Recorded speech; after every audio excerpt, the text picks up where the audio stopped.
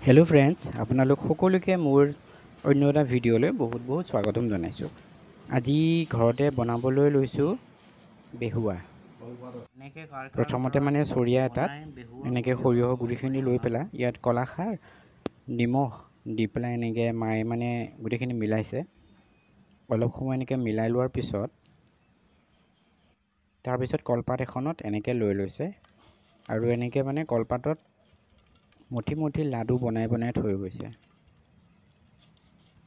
এনেকৈ তিনিখন কলপাতত তিনিটা লাডু হৈ গ'ল। মানে বেছি সৰিয়হ পিছা হোৱা নাছিলে আৰু পিছা হোৱাৰ পিছত এনেকৈ মানে কলাখাৰ আৰু নিমখ দিয়াৰ পিছত লাডু বনাই কলপাতত এনেকৈ বান্ধি পেলাই গাঁঠি মাৰি থোৱা হয়।